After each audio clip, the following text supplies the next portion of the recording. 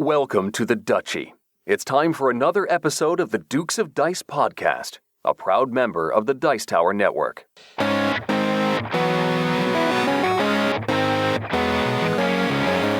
Coming to you from the Duchy in the Duke City, Albuquerque, New Mexico, it's the Dukes of Dice, a podcast about board, card, and role-playing games. Today, the Dukes review Stonemaier games Scythe. Then they look back at the review of Specter Ops in their Dukes Double-Take. And finally, they talk about games they have a love-hate relationship with. And now, the Dukes of Dice.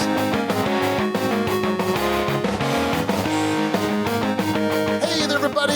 Welcome back to the podcast. This is Sean. And Alex. And this is episode 103, Alex. Hide and go reap.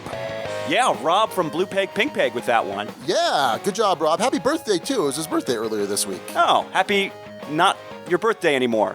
No, yeah, because it happens one day. Yeah. And then it's over with for the rest of the year. Belated. Yeah. Happy belated birthday. That's what we're saying. That's what we should say. Wow, we're already off the rails. So, Alex, how you doing, buddy? I am doing great. How are you? I'm doing fantastic. Got a couple bits of show business, and then we can start talking about some awesome games we've been playing. Absolutely. All right, so very quickly, if you want to support the Dukes over on Patreon, we would love to see you over there. It's patreon.com/Dukes of Dice, and we have a lot of awesome people over there that help support the show. In fact, we have a brand new Knight of the Duchy this week, Jeff Epner.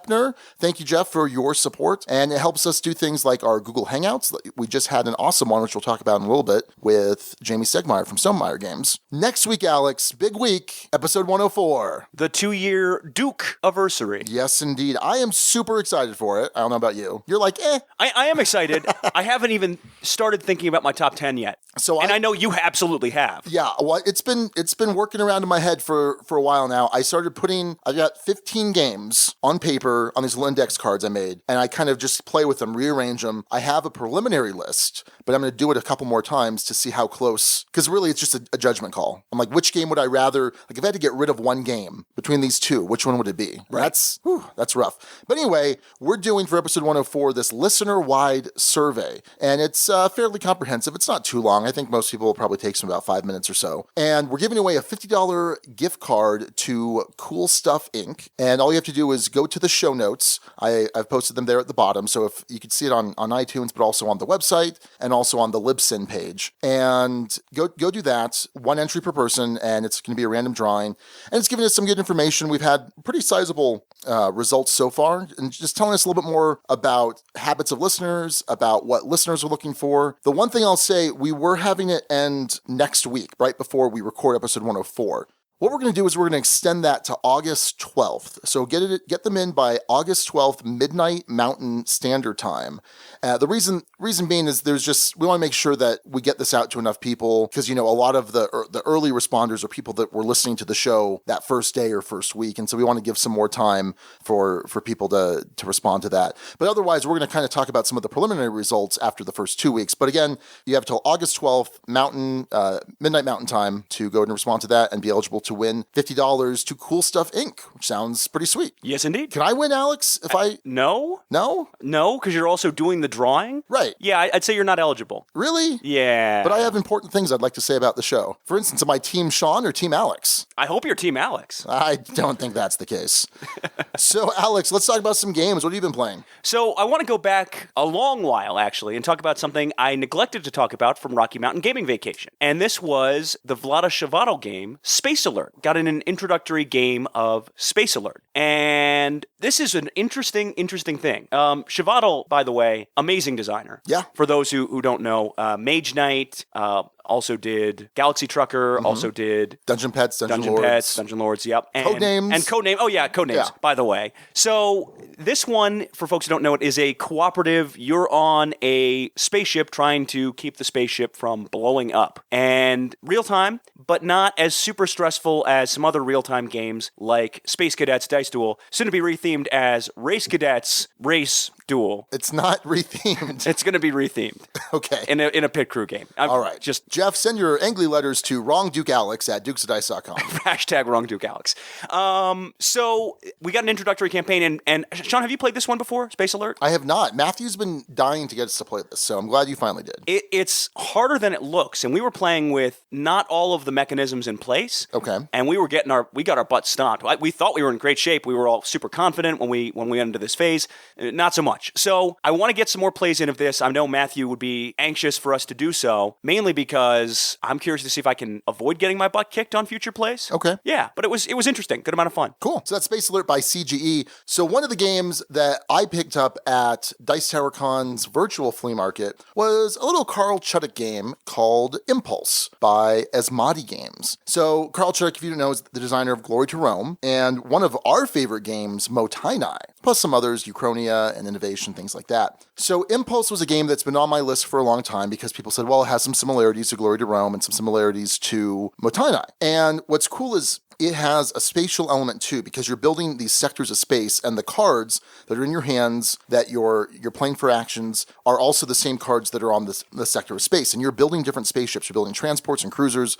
They're moving around, and as they move around, they get to activate the different cards that they land on. And there's also kind of an area control element to this game too. And just like in Motainai and Glory to Rome, where there's some shared actions, where you're kind of doing other people's actions that they've played out, you're doing the same thing here. You're playing cards to what's called the impulse. And it's basically a programming thing that you're doing where you add a card to the bottom of the impulse, and then you do the top card, the second card, the third card, and then your fourth card. And then at the end of the turn, it trims down to just 3 cards in the impulse. Plus, you have a plan. You have a plan, Alex, where it's basically your own private impulse. And then once you use that, that goes away. So really interesting, because like I said, you're moving the spaceships around. You're trying to mine minerals from your hand in order to boost action. So kind of think of helpers from Motainai. And then eventually you want to refine those minerals where you trade them away for points, or you can trade cards in hand for points, and really good. So it's a kind of a race. First to 20 points wins. Where does it rank in your Carl Chuddik games?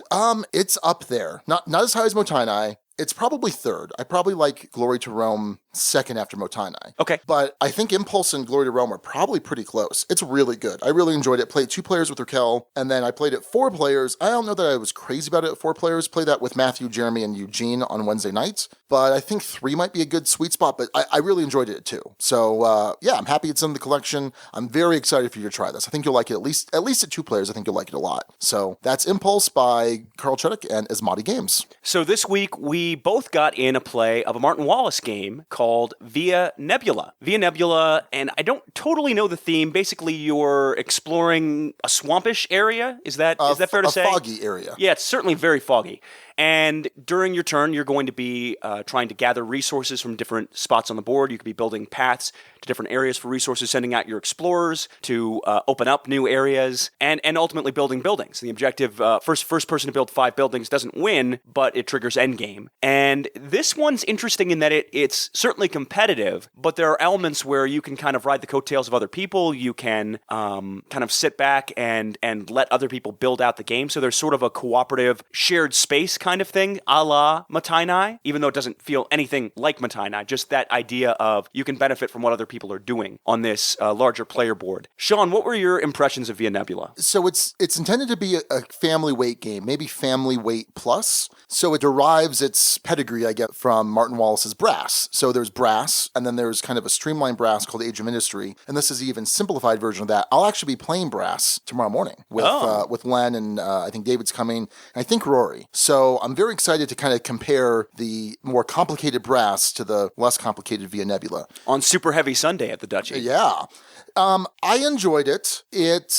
I ended the game, I triggered the end game, and I came in last place. And I took a strategy of absolutely riding everyone's coattails instead of kind of doing some of the hard work. Because you have to kind of cut your way through the fog. You're creating paths, you're creating networks to be able to transport goods along those paths through the fog. You also need to be able to discover the new loads of resources. And you get a couple points for that, but that adds up over time. And so I hardly did any of that. But it was interesting. I don't have a lot of points of comparison with Martin Wallace. The only game that both you and I have played of his is Study in Emerald. Obviously, very different. You hated Study in Emerald. I don't recall liking it. No. No, you hated it. Yes. You straight up hated it. So yeah, it was interesting. It was good. I enjoyed it. I need some more plays. I feel like I was proud of myself because I felt very efficient, but it's because I wasn't doing any of the heavy lifting. Well, and the idea of the game is it's supposed to be efficient. In fact, you get penalized if you gather more resources than you ultimately spend when you build a building loading on a certain site. So the game is encouraging that efficiency, which you do tend to like. Sure. What was cool to me was it was a fairly tight game scores-wise. Yeah. I won the game that we played. I ended it and won it, but just barely. It was 28 to 27 to 26 to 24, I think was the spread. Okay. It was a very narrow spread of scores, which was cool to see. In any case, that was via Nebula. Certainly a lot of fun, and I think you're right when you say it's a family plus weight. So that's via Nebula. So I was able to get to the table a game called Paris Connections. This is from Queen Games. It's actually a re-implementation of SNCF, which was designed by David V.H. Peters. And SNCF is named for France's National Railway. Well, okay, I'll do it. I'll butcher the name. Go for it. Sorry, I know we have several French listeners, so I apologize. Société Nationale des Chemins de Fer Français? Yeah. Oh man, I'm probably. sorry. I apologize, everyone. French speakers and non-French speakers alike, I apologize. And the reason I picked this up from the Board Game Geek Market because I won a raffle from Heavy Cardboard for an alternate NCF map that Tony designed. And so I'm like, well, I guess I should probably get the game. And so I picked up the game, and it is kind of a meteor filler game because it's pretty short. It probably takes more time to set up than it does to actually play, but it was really interesting. And I think if you have a good player count and everyone's kind of helping to set up, it's going to be fine. So it's a map of France, and you have these five or six different colored rail companies centered around Paris. And you're going to be building these different colored rail companies out to different cities in Paris. The more connections you make to these different cities, you're going to increase the stock of these different companies. On your turn, what you're going to do is you're either going to take 1 to 5 trains from a particular company, lay them out, and then score the points for that particular company. Or you could trade in one of your initial secret stocks. You have some of these same little trains which count as stocks when they're behind your player board. You can trade them in to a board to get 2 more from a different colored board. So that way you're selling shares and then buying shares of other companies, and you're basically just trying to maximize your stock portfolio. So it's kind of a very light economic game. There were some interesting things where, we were kind of tanking these companies because we saw that, we think these people are heavily invested in the black company. So I'm going to place black rails, but I'm just going to have them wander around the rural areas, not connected to any cities, to basically, like I said, tank them. It was a lot of fun. I enjoyed it. It's definitely a thinkier filler, but it's not super thinky. But there's some definite depth there, some metagaming that you're trying to do. There's some variants I saw where you can discourage the tanking by encouraging rail connections, by basically you score individual victory points in addition to your stock portfolio for making some of these connections, which is interesting. You might give it a try, but I enjoyed it. It's like $50 though, because it's not readily available right now. It's a little expensive for a filler, but so that's Paris Connections by Queen Games, or SNCF. Last game I'm going to be talking about is the first game title I've seen that has a question in it, and it's Box of Rocks? ? This came out from the Haywire Group, and they were kind enough to send along a copy. Are they venture capitalists? As far as I know, not. That sounds, I don't know. Anyway. Just because group's in there. Yeah, they sent it to us. And so Box of Rocks is a game, it's a trivia game, effectively, where you have, Sean, I'm holding in my hand a box with 2 rocks in it. For our listeners, I can verify that he is in fact holding this is fantastic radio, Yep. by the way. On the rocks, they're 2-sided, similar to a coin. You could play this with coins instead of rocks if you wanted to. Okay. Basically, there's a little number 1 on there, or on the other side's blank. Okay. The trivia questions, the answer to the trivia questions are either 0, 1, or 2. Okay. All the trivia questions in the game. Sure. It's effectively a solitaire game with a reader, or could be a solitaire game if need be, where basically we're trying to determine if you are smarter than a box of rocks. All right. So Sean, we're going to determine if you are smarter than a box of rocks.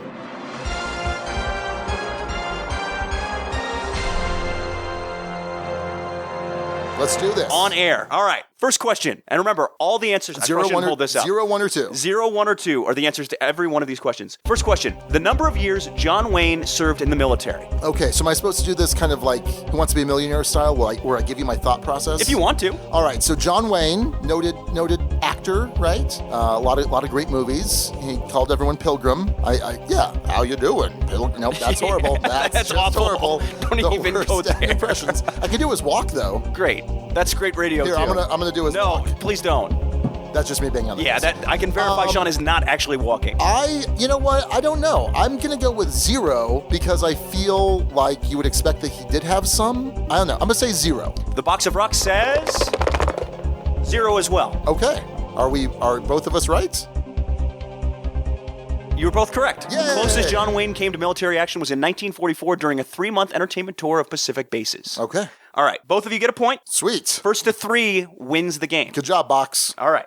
Well, you're trying to beat the box, so I don't know why you're encouraging the box. Because I have sportsmanship. All right. The number of Golden Globe Awards that Marilyn Monroe has won. Golden Globes. Golden Globes. Golden Globes. So it's interesting because they award that to both TV and film. I guess that's interesting. I don't know. Have they been around when Marilyn Monroe? It could be a trick question. Interesting. I don't know. I'm gonna go with. For the record, I don't know the answers to any of these until I read the card. I'm gonna go with 0. I'm gonna go with 0. Sean goes with 0. Box of Rocks says 0 as well. Ooh! Stop drafting off me, Box of Rocks. The answer is 2. Oh. She won Golden Globes for Best Actress and World Film Favorite Female, which is no longer issued. What'd she win Best Actress for? Like Some Like It Hot? It doesn't say it on here. Oh. Sorry, you have to look it I'm up. gonna go look that up right now. Now he's gonna cheat at this. All right. Marilyn Monroe, Golden Globe. Make sure I turn safe filter on. Okay. While you're looking that up, your next question, Sean. Yes. The number of hours that an albatross must spend on the ground each day in order to sleep. 0, 1, or 2. Okay, I'm not going to make a joke where I compare you to my albatross. Right. I held back. It needs to spend... Did you? That's the joke. It needs to spend 2 hours. An albatross needs to spend 2 hours. Rhyme of the Ancient Mariner is the reference there for you poetry folks. He says 2. Box of Rocks says 1. Box of Rocks says 1. Was it Something Like It Hot? It was Something Like It Hot. Very nice. Yes. You don't get any extra points for that. I should, though. All right. The number of hours an albatross needs to spend on the ground in order to sleep. Sean says 2. Box of Rocks says 1. The answer is 0. An albatross sleeps while it flies at a cruising speed of 25 miles an hour. Interesting. Have you seen a lot of 0 answers. Have you seen Something Like It Hot? I have seen Something Like It Hot. Oh, okay. It's a good movie. It's really funny. Yeah. All right. Your next question, Sean. 0, 1, or 2, the number of different types of asparagus. 2. 2. Box of Rocks on this one says 0, which probably isn't going to be a successful strategy here. The answer is, in fact, 2. Wait, wouldn't there have to at least be one type of asparagus? You would hope, but in fairness, it is a box of rocks. Asparagus prime? Asparagus prime. So Sean is leading 2-1. One more needed to prove he's smarter than a box of rocks. Let's go, Sean. What? Are you chanting for yourself? Wow. All right. Make America Sean again. The number of U.S. states that have the sunflower as its state flower. 1. Sean's guess is 1. Box of Rocks says 1 as well. Here's my line of thinking here. You ready? Yeah. Because let's say the first state puts a sunflower on their flag, right? Right. Then the next state that's like, oh, we should put the sunflower. Oh, but we don't want to be like, I don't know. But it's the state flower, not on the flag. Oh, I see. Yeah, so understand the question. Same thing, though. You still say 1. I'm still going to say 1 because they're going to be like, oh, well, we don't want West Dakota to get mad at us. There's no West Dakota. So the Box of Rocks says 1. Yeah. You say 1. Yep. And the answer is 1. Yes! Sean is smarter than a Box of Rocks. He wins 3-2. Woo! Good job, Sean. Yep. So that is Box of Rocks. So if that kind of thing sounds like something you'd like, pick it up. It's a Box of Rocks. All right. That you play in a trivia game. Where would people pick that up? Probably from the Haywire group. Look it up. Doc, it literally says on the box, like 4 different ways to contact them. Yes. Haywire Group Inc. on Facebook, Haywire Group on Twitter, Haywire Group on Instagram, and Haywire Group also on YouTube. And the very top. Yeah, it's haywiregroup.com. Whatever. So check it out. That's Box of Rocks. All right. Good job, cool. Sean. I was not rooting for you, but you pulled it off. So that's Box of Rocks, ? And that's what we played this week. On to the news.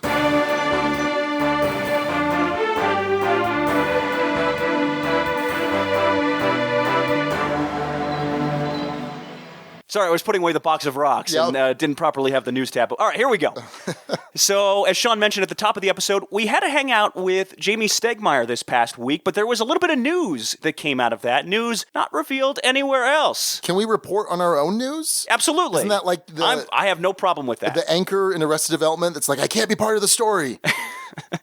Meanwhile, this week, I think there was some news shenanigans. What? Between you and Matthew. Oh, yeah. Oh, and at Empire. Yeah, well, a couple of things. All right, if you want to go into this. So The first one happened at Empire. Sean, describe what happened. So Dukes of Dice game night, we are playing various games at Empire Board Game Library, and all of a sudden there's like 15 police cars out in front of Empire. Literally 15, right? Yeah, around there. Yeah, 12 to 15. Why you gotta call me on that? I said around there. Yeah. I wasn't an exact count. Okay, I did count. Anyway, so Alex rips off his Dukes of Dice shirt.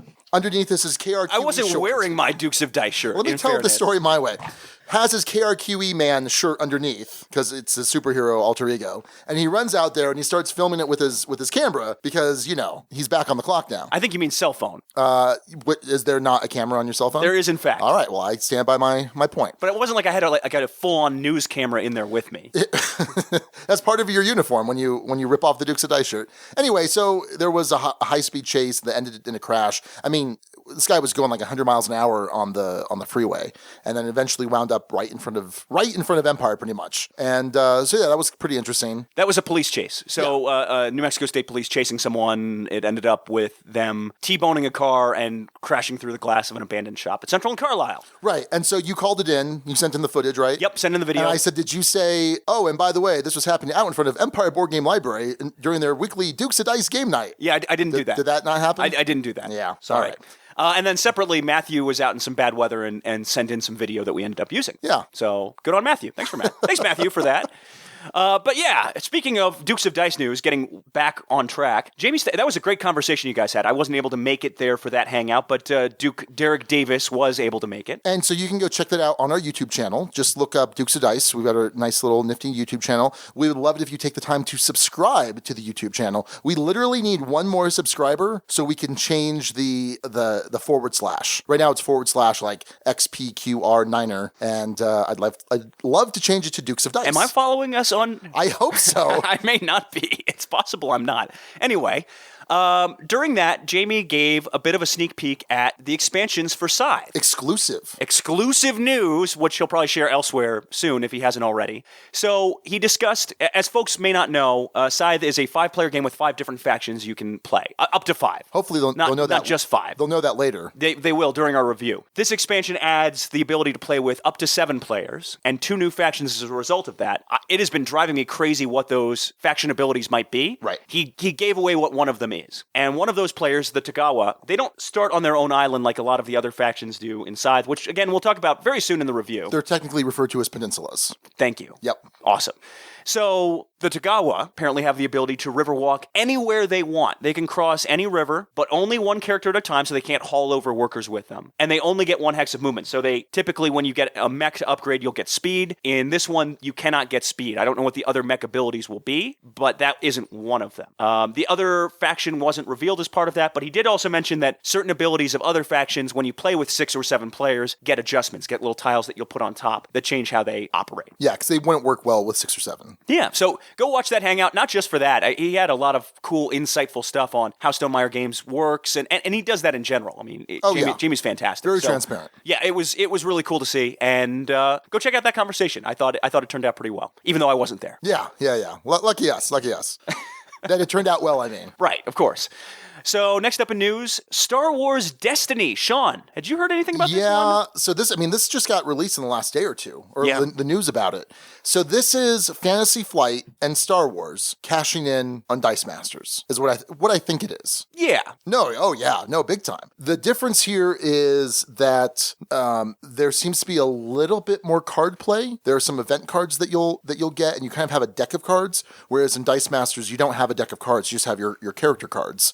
And then your different powers cards. So a little bit, so different enough, I think. Haven't seen too much release about gameplay just yet. The announcement did indicate that they would be doing further announcements to kind of flush this out. It sounds interesting. It blends the prequels and it blends the original trilogy or Orig Tridge and then episode 7. Orig Tridge is a thing, Alex. Don't give me that look. Okay. It is a thing. And the fact that you don't know that is a little disheartening right now. All right. Okay. Anyway, so one of the big concerns was the dice looked kind of weird. They kind of looked like they had stickers on. Fantasy Flight was like, nope, these are not stickers. These are actually printed, like heat transferred onto the plastic and then sprayed with a protective coat. So it's fine. It's not stickers. Don't worry about that. This was designed by Louis Litzinger, who is in-house Fantasy Flight guy, and he's like the lead designer in Android Netrunner and a bunch of the other LCGs. So I think that it's probably going to be a pretty solid game. I mean, he's got a pretty decent design pedigree there. The interesting thing, much like Dice Masters, is that this will be collectible. It's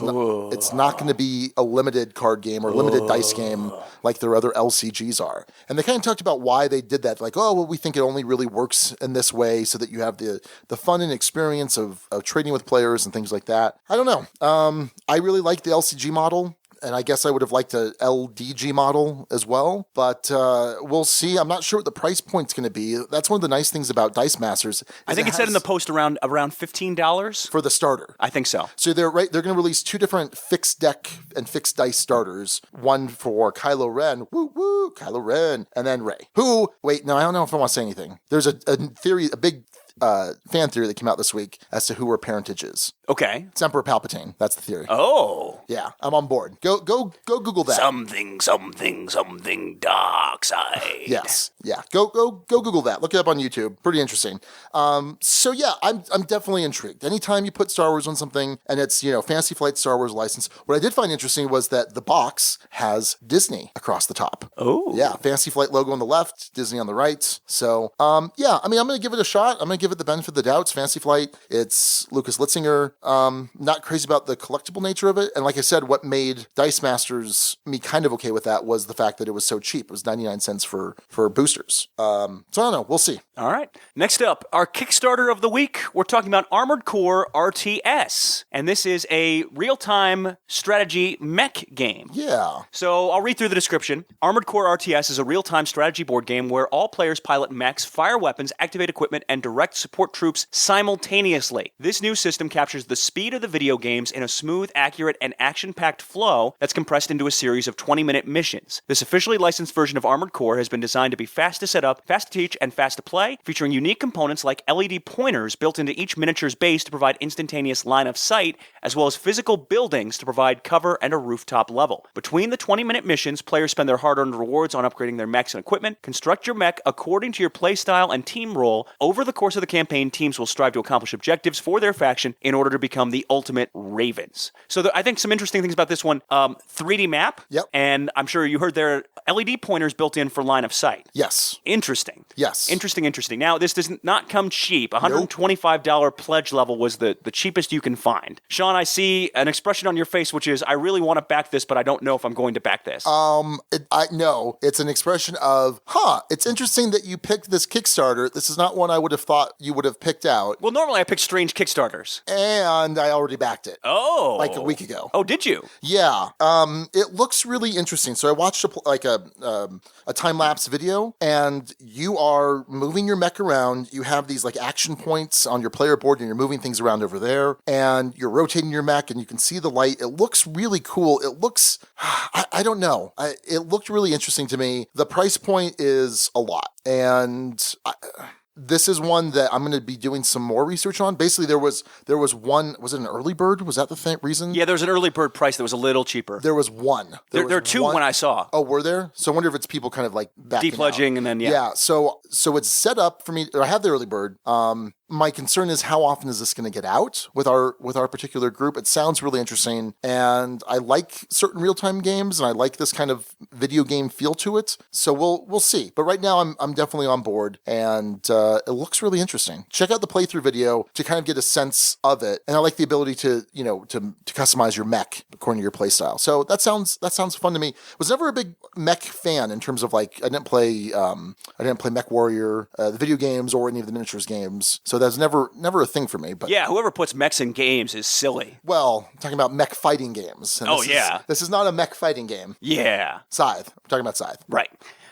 So this one ends August 16th, so you got a little bit of time if you're listening to this episode early on to back this if you're curious. $250,000 it's already raised because it has miniatures, and that's how Kickstarter works. All right, that is Armored Core RTS, and that's a look at the news.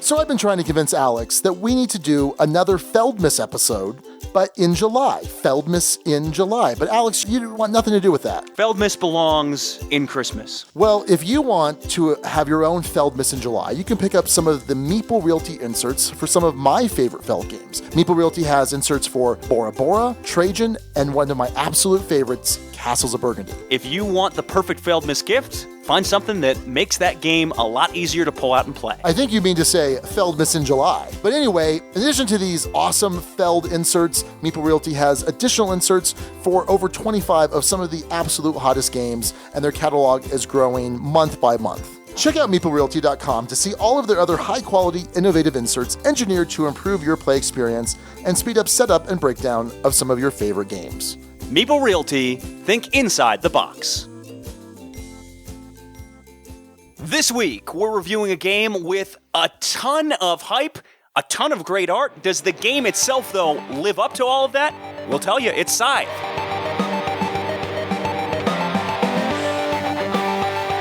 All right, Scythe, one of the hottest games on Kickstarter last year. This comes from Stonemaier Games, designed by Jaime Stegmaier. Right now, at the time of recording, it is ranked number 48 on BGG. Insane. That is pretty insane.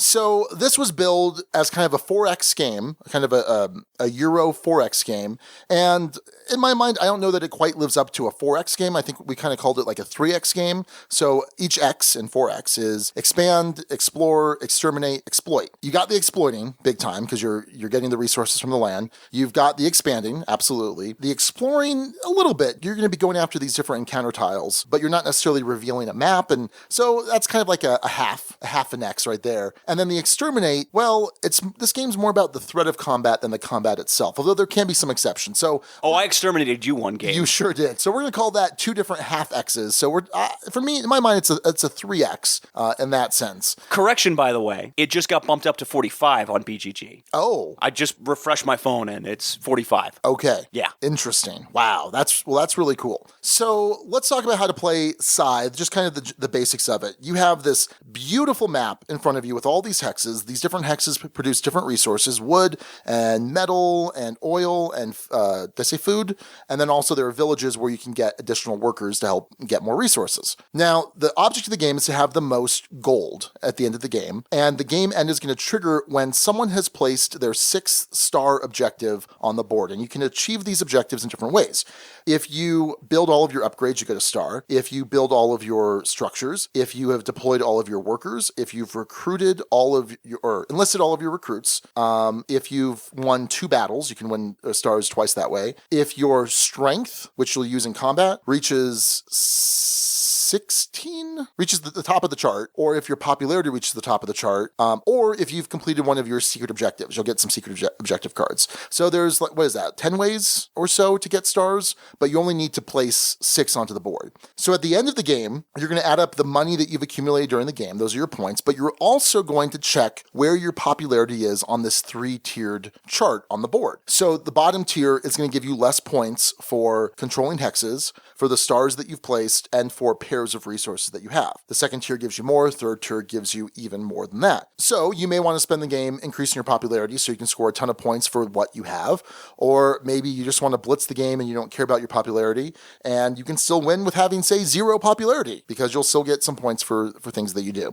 Now, the game itself, when it's your turn, what you're going to do is you're going to choose one of the action boxes on your player board, and these action boxes have a top action and a bottom action. You can do either, or you could do both if you want. And the top actions are usually free or kind of cheap. They only cost some of them a gold. And these will do things like let you move pieces around the board. These will let you produce on some of the territories you control. This will let you trade so you can get resources that you may not have access to. And then you can also bolster, which will either increase your combat strength or will give you some combat cards as modifiers that you can play in combat. Now, the bottom actions cost resources. So you could spend oil to get upgrades, and the upgrades will make the top actions more powerful powerful and make the bottom actions cheaper. You can spend metal to get mechs, and the mechs are going to let you move around the board a little bit easier, give your mechs and your player character a little bit of extra abilities. You can build structures, and there's 4 different structures that will give you other bonuses you can use. And then finally, you can enlist a recruit, which gives you a one-time bonus, but then also gives you an ongoing bonus when people use a particular bottom action to your left or your right. So there's a lot of ways that you can kind of customize your force throughout the game to get these little incremental advantages, these incremental bonuses. So the game's going to be moving around on the map, having your character eventually cross rivers through mechs or through other abilities to find these encounters. And this is a cool aspect of the game because when you reach one of these encounter spots, you get rid of the token, but then you draw this encounter card. And there's this beautiful picture on the card. Jacob, who's the artist, did a fantastic job. And it kind of tells a story. It doesn't provide a story there for you. You have to kind of come up with that story in your mind. And it gives you 3 options. So maybe you come across a scene where there's a bear attacking a woman's farm. So you can either help fight off the bear, you can either, kill the bear or do different things. And basically you might get wood from breaking down her fence. You might get popularity from helping her. Or maybe you've said, you know what, forget you, and you lose popularity, but you get some other bonus. You steal all her stuff while she's being attacked by the bear. Yeah, because you're a jerk. Yeah, there's a dastardly option on all these, yes. which tends to be hilarious. Yeah, so there's that aspect of the game. Now, there's also in the center of the board, there's the factory. And the factory is where all of these machines of war came from, all of these different mechs came from. And the factory at the end of the game counts as 3 territories for scoring purposes. But if you get your character there, you're also going to get a factory card, which will be a 5th action space for you, that at the bottom lets one character or one unit double move. So if you have speed and you have one of these, you can make a 4 move, which is pretty awesome. But then there's also some interesting top ability that usually has you paying something, might have you paying combat cards or might have you paying gold or resources, but then you get some pretty sweet benefit from it. So again, you're going to be continuing this. You're going to be going into combat. Combat uses a power dial where you're spending some of your strength, but a maximum. So if you're at 16 and someone else is at 7, you can play as 7. You can play some combat cards to as kind of hidden modifiers, but you can only play a number of combat cards equal to the plastic figures, so your mechs or your character that happens to be in that fight. You continue doing this until the 6 stars place, game ends immediately. You do the points and a couple other endgame modifiers, but other than that, whoever has the most points is going to be the winner, and that's Scythe in a nutshell. Yeah, I mean, as good as you can do for a game that is, I wouldn't say incredibly complex. I mean, it's weight of 3.34 on BGG, but there's a good amount going on here, for sure. A good amount going on. So, Sean, your initial thoughts on Scythe? So, I've talked about this before. Our buddy Matt printed up a print and play copy of this during the campaign. We played it at Extra Life at 6 o'clock in the morning. So, I've been going for 18 hours at this point or so. And I remember sitting down, we had just played, what did we just play? We played something and it was brutal. I was just so exhausted. We sat down to play Scythe and I was like, oh boy. Like as soon as Matt started explaining the rules, I was like, oh, what have I gotten myself into? Not because of the rules themselves or because of his explanation, but because I was just so tired and I was like, this was a mistake. You know what you needed at the time? I needed Happy Salmon. You needed Happy Salmon. Yeah. Well, there was no Happy Salmon yet, but I remember thinking this is going to be a huge mistake. I'm not going to understand the rules. I'm not going to enjoy this. And I remember him kind of teaching the rules and me just hearing it as if he were one of the adults in Charlie Brown because I was just exhausted. We get into the game, and I loved it. I absolutely loved it. And everyone sitting there, I think it was Matt, Max, was it Rory, I think, and me, and we were all blown away. I mean, absolutely blown away. And we've had it out at Empire, now that the actual Kickstarter edition's released. We've had 3 games of Scythe going at once the last 3 weeks at Empire, and multiple games going on during the night, too. The demand for it's been high. I've greatly enjoyed this game. I mean, I've enjoyed this so much. It was nice that I could say, well, at least I've played it when it was on Kickstarter and all the hype was building up, because I'm like, no, it's good. It really is good. It's not just me getting excited for whatever reason. It's me excited because I've actually played the game and I think it's awesome. And I'm like, Alex, you might like this. I don't know. But now that I've played 8 times, I love it. This game is fantastic. It's a hybrid game, so it's a little Euro, little Ameritrash, although if it's a Spectrum, it's definitely more on the Euro side than the Ameritrash side. You look at a game like Kemet, which is constantly getting you to attack. That's definitely a little bit more on the Ameritrash side. Here, though, though, it's that threat of combat because, and Jaime even said, in all of Jacob's art, you don't see the mechs fighting. The mechs are kind of there looming in the background, and that awesome power that they have is just kind of hanging over everyone's heads. And so you can play a combat-heavy game, but it might be a disadvantage for you to do that, with some exceptions, with some of the particular factions. But for the most part, you might be engaging 2, maybe 3 combats at most in a game, depending on player count. But no, this game is fantastic. I love, there's an engine building aspect to it. There's that feel of dudes on a map. It's not quite a dudes on the map game in some senses, but I love that there's a spatial component to the resource generation. This game is fantastic. There are people that were really hyped for it without ever having played it. Now a lot of people are playing it. I've seen a lot of good reactions. I've seen some people online be like, oh, well, blah, blah, blah. It's not that good. Whatever.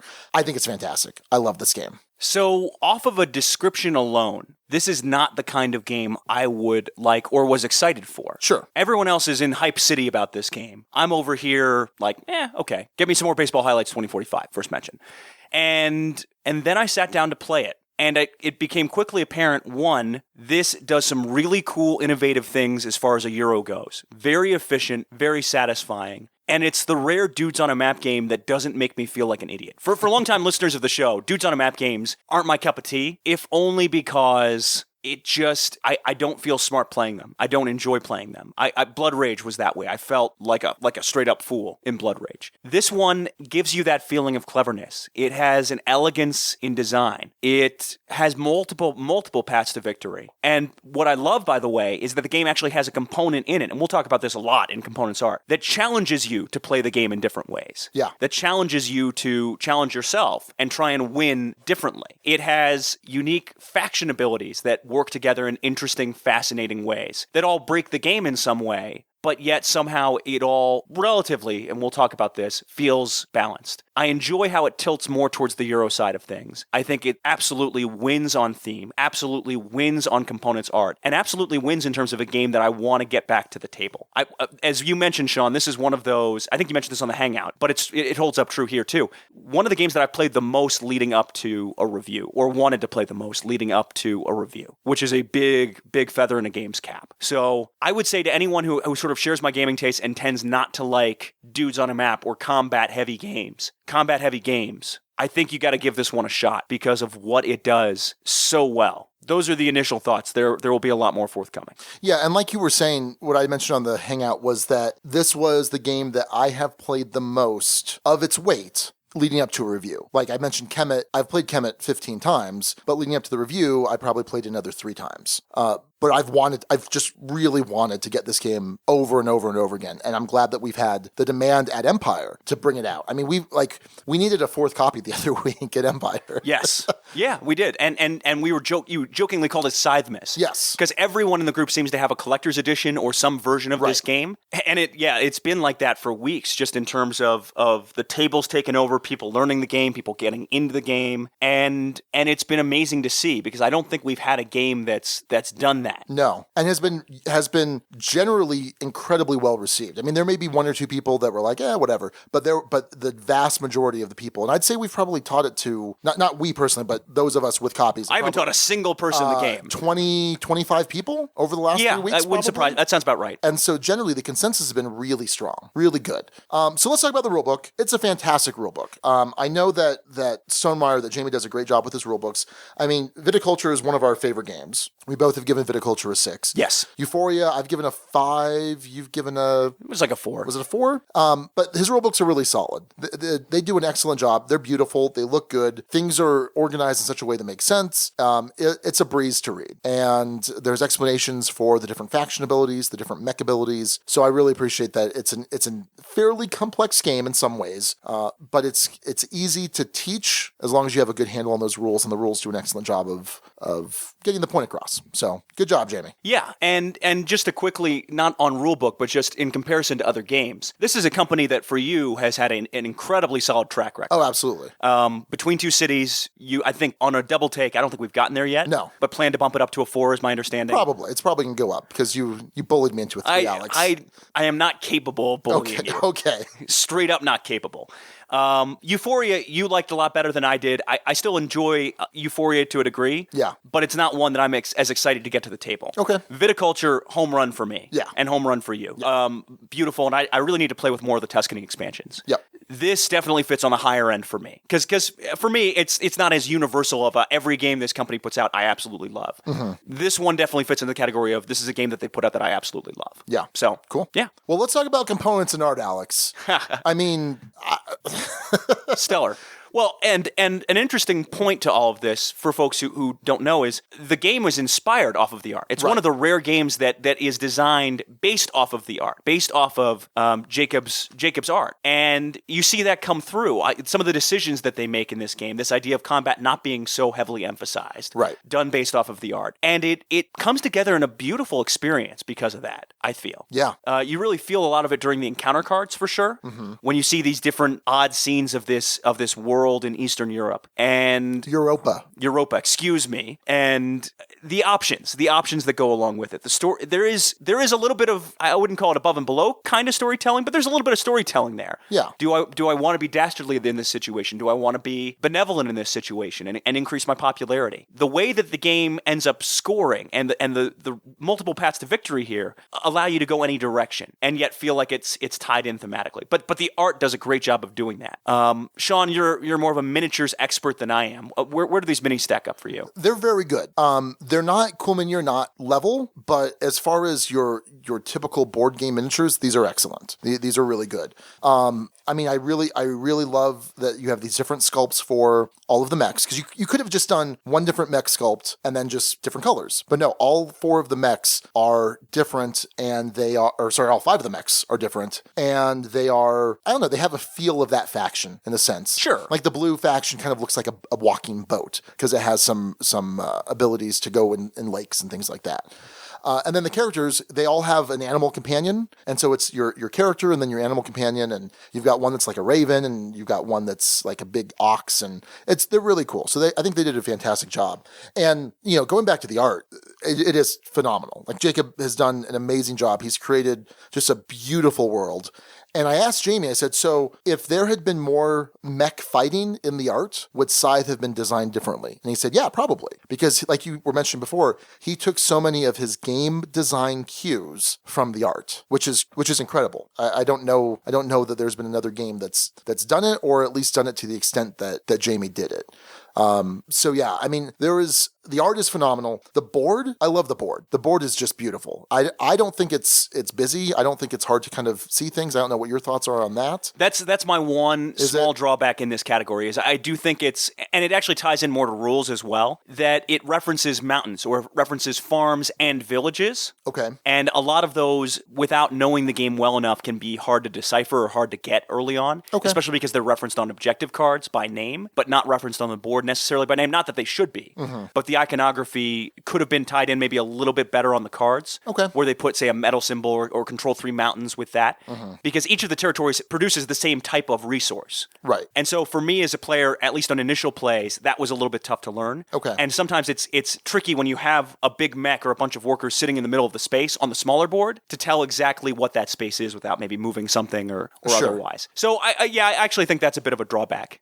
Well, are you talking about the iconography or how the board itself looks? I'm talking about the fact that when you have a bunch of stuff stacked up on a space, which Sure. does happen oftentimes, it's tough to tell what type of space that is, Okay. and that can be potentially important, especially for production and for certain objective cards. And then it would be nice if they tied in some of the iconography that's on the board onto the player cards themselves, onto the objective cards. So control 3 mountains, and then it has the little symbol for gotcha. metal on there. I think that would better tie it in for folks. It has beautiful art on those cards, but without just a little bit of careful study. It's not a ton, and kind of understanding the language of the game a bit. That would be nice. I see that as a bit of a drawback, but far outweighed by the gorgeous art on the cards, the gorgeous world that's presented here. Yeah, I mean, it's just it gets blown away by that. Then add on top of that we're just talking about art. How about the components? Right. The components are an absolute home run to me. You have similar to Viticulture, those little sculpts of different buildings. Right. So you have the mine and the windmill for I think it's just called a windmill, right? It's a mill. It's a mill. There we go. And unlike viticulture, where some of those pieces got a little bit close together and might have been hard to distinguish on first glance, I haven't had that problem once. Okay. In terms of seeing, hey, there's a mine there. I know I can go from this mine to other spots on the board. Hey, this windmill's here. I know I can produce off of this spot. Hey, the armory's here. Doesn't really have an effect except for, I guess, hex control at the end of the game. But I know from my board that I'm going to get that benefit. I thought the player boards with the indentation, keeping everything in place, a brilliant design decision. So it's a two-part board. It's layered, and there's cutouts for all of these different pieces that go on your player board. So it's really easy to hand this to someone, hand them all the pieces, and say, just put things in until they fit. Yep. And you'll figure it out. There's a question with the mine and monument, but there are pictures of the mine on the mine spot, so it shouldn't be a big issue. And that's really cool, because a lot of times you kind of have to show people, all right, you need to put this here, you need to put this here. No. Just grab this, you'll figure it out. Well, and it helps with the language of the game because it shows you very clearly what the cost is and what the benefit is. Right. And that iconography, by the way, I love this idea of things getting revealed as you upgrade, making the cost below less, making the thing above more beneficial, and revealing certain benefits as you do that. It's done well with production. The more workers you have on the board, the more costly it is to produce things. Yeah. And it slowly reveals different costs that get added into the mix that make that action potentially trickier. And so that's something that, I mean, there's definitely a gameplay component to that we'll discuss. But as far as the actual component, yes, it's all there for you on that board. Right. You don't have to consult a chart. You don't have to look elsewhere. The player board is a masterpiece, I think. The iconography is crystal clear too, by the way. Yeah. Crystal clear. So I appreciate that. I appreciate how all the iconography ties together, especially with recruiting actions, where you're pulling that recruit from below, putting it above, you get that benefit. Once you know the language of this game, you know the language of this game. It's very clear. So real quick, and then we'll move on to gameplay. Some of the other components, there are some differences between the retail version and then the collector's edition. So in the collector's edition, you can get the metal coins, which you can get from other sources from Stonemaier games too, because I know he's produced metal coins. You can get so there's oil, wood, food, and metal, and there are some of the upgraded treasure chest components you can get in the collector's edition, which are fantastic. But the basic ones are fine too. I mean, they're really they're really solid. They're absolutely workable. They're not just cubes. They're shaped like a particular, what they're supposed to be.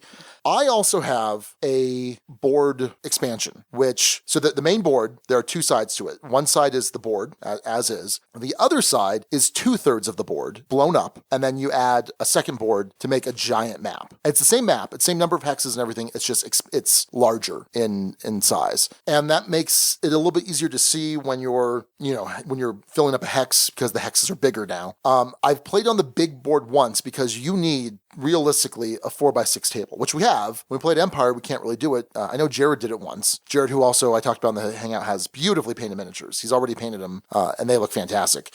He played it once at Empire on the giant board on one of their tables, which normally are fine to play any number of games, but when you have this giant board, you really need the 4x6. We played it here at the Duchy once. Yes. And it was tight. There were there wasn't much room around it. It's a very cool experience, and when given the option, I'd go with that big board every time. It's cool. It feels a little bit more epic. And it takes away that complaint of, I can't see the iconography when I have a bunch of spaces on a board. Right. Because you'd have to have all of your pieces on one space. Sure. For that to matter. I'm not sure how readily that expanded board's going to be available. That's something that we'd have to ask Jaime. I wish I had a chance to talk to him recently. Yeah. So there are some differences, but I think the retail version is still an incredibly solid product in terms of components. I think it's fantastic. Yeah, the coins are well done. Yeah, I saw the cardboard coins with those. The metal coins just enhance the experience. The upgraded components absolutely enhance the experience. I think they're fantastic. Right. And I noted just how heavy the box is when you have all of those components in there.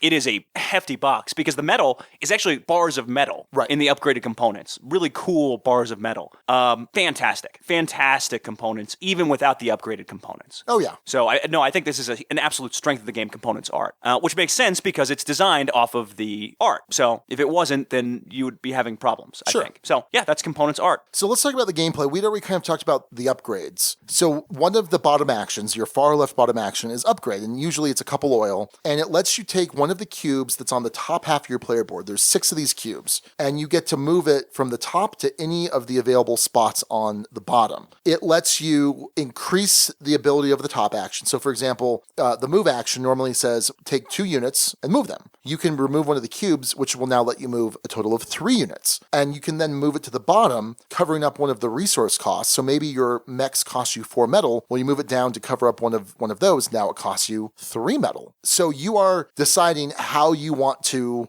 build this little empire of yours. You're deciding, well, you know what? I don't have a lot of access to metal, so I need to make sure that my mech cost is cheaper. And it's a really interesting decision to make because it kind of does set you down a path where you say, you know what? I am not upgrading this bottom ability for food, so I need to go find some food. I need to go find some food right now because you don't all have the same starting resources in your little home peninsula. You have three different tiles and they're all different. So when you look at a starting faction and they all start at predetermined spots on the board, you have to look at what's their special power, what's their starting abilities, what's their mech abilities, and not only do I have my player board or my faction board, but I have the player board, which is randomized. So my bottom player board is different than yours, Alex, or different than anyone else's. And it's going to have slightly different costs. It's going to rearrange some of the top actions in different orders so that everyone's top action isn't, a particular top action isn't aligned with a particular bottom action. They're kind of shuffled up. So you have to look at all of those things together before you even take your first move to figure out what is my early game priority, where do I see this going in the long run, and how am I building towards that. That is incredibly important, and that's something I wasn't doing early on. And when I took a good 30 seconds, minute to really think about what are my first 4 turns going to look like, I started doing a lot better. From planning, Yeah, planning. Here's the thing, though, about all of that, which I think is cool in a way. I had a game, my most recent game, where I kind of ignored and actually worked against my player board in many ways. Okay. The actions that got me 3 coins, that action was upgrading. I didn't upgrade one time the entire game. Really? Not once. Interesting. And which, by the way, we didn't mention this in components. This game has a kind of a history board, kind of an achievements sheet, basically. Yeah. Where if you achieve certain things in the game, hey, you won with this faction, or hey, you won without building a single mech, which drives me crazy in terms of how you would do that, but it would certainly be possible, I would think. Or win with no upgrades, or win with no popularity, which I've done 3 times. Yeah. Out of the games I've played. It challenges you to find different ways to win at it. Mm-hmm. Now, you haven't actually used this component. No, because I don't want to write on it because I'm a weirdo. Which kind of understandable. Yeah. Max has this as part of his game, and I've written on that a couple of times. Yeah. Anyway, but in that context, I didn't upgrade one time the entire game, and I still came out on top. Yeah. Which is crazy to me, because upgrading seems like such a fundamental part of the game. It would seem very hard to win without actually upgrading. I don't know how it happened, but it happened. And the fact that it can happen in this game, the fact that you can win with no mechs in a game about mech combat is really cool to me. I feel like it's challenging you to play the game in so many different ways. And I did that, by the way, by ignoring my player board in some ways, which seems like a dumb decision. Don't do that. Right. Like, typically speaking, don't do that. But it worked out in a 5-player game. I'm blown away by this. Now, this is probably as good a time as any to bring up not a concern, but a question. You have 5 different abilities. Mm-hmm. So you have the blue faction, which has a name that I don't remember. The Nordic Kingdoms. There you go. Which can, their workers can swim across water, which gets you better access to different resources earlier in the game. You have the white faction, which on those encounter cards... Polania.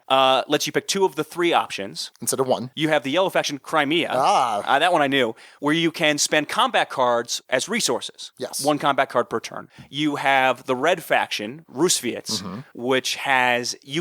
Normally, you have to kind of Gallerist style, pick a different action between different turns. This one lets you just continue repeating the same action. Potentially very, very powerful in this game. And then you have the black faction. Do you remember? Saxony. Okay. Also, I know them as the Underminer. Because they have an ability dealing with, you can place out more stars from combats and objective cards when you play. So those are the 5 factions. Sean, are these factions balanced? Yup. Okay. Yep. I had some concerns about the Rusviets. My concerns have been alleviated. And keep in mind, this is mostly anecdotal because 8 games is a lot, but it's not that much in terms of the grand scheme. I know there's been a ton of playtesting that Jaime did, and he was really blind playtesting. I know that he was really transparent about all of that happened. I think that the Rusviet ability to continually use the same action is incredibly powerful. I think it's one of the easiest ones to use because you don't have to do anything to set it up. Hey, do you want to use the same action? Cool. Well, I'm going to do it. Whereas with the, say, the Crimeans, where you need to spend combat cards to get resources, well, I need to get combat cards because they only start the game with 1. They start the game with 0. 0. Oh, is it 0? It's absolutely 0. So you have to work to kind of make that happen. The more I've thought about it, the more I've played it, we haven't seen Rusviets winning every time. No. I don't even think necessarily in a percentage that is... It's that tough. is It's a small sample size. Yeah, it is a small sample size.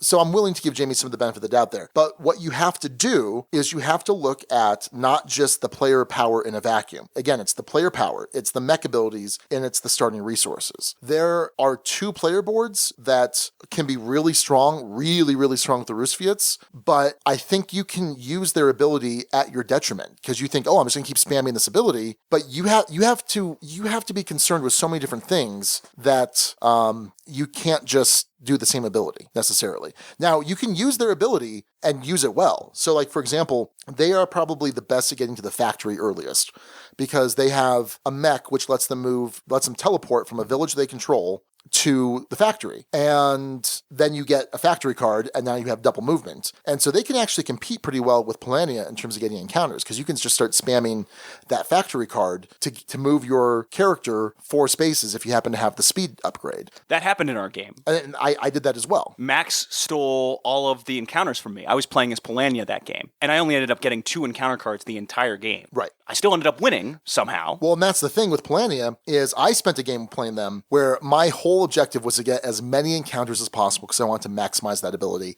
and I got trounced. I played them again where I said, you know what? I'm just going to get whatever encounters I get. If I get 2, I'm still getting the benefit of 4 cards essentially. And so it's kind of that incremental advantage while I'm still concentrating on being efficient in resource generation and building things and getting my stars out. So yeah, I am okay with the Rusviet ability now. I don't think it's overpowered. If I had in our small sample size, our anecdotal experience, I had seen the Rusviets win every single time or a good portion thereof, maybe, but I haven't seen that. But yeah, I was certainly concerned. I think it's the easiest ability to kind of grok. Right. The easiest ability where you, in the sense that you don't have to set it up. You just, do I want to use it? Okay, I'll use it. But you have to be kind of doing some other stuff too. So I'm okay with it now. What do you think? I think it depends on the combination with the player board. Okay. Because, for example, the one that there's some question, and I don't know which number it is or what the name, all of them have a number and a name, a la Castles of Burgundy in terms of starting setups. Okay. The board that lets you, and Jaime will know this, and experienced players will know this a little bit better, you have 3 oil, 2 are for a cost on the very bottom for your upgrade ability. Right. One of those can be upgraded itself, and on top it's a trade action. So the idea being that you could spam to upgrade once you've gotten the requisite amount of oil,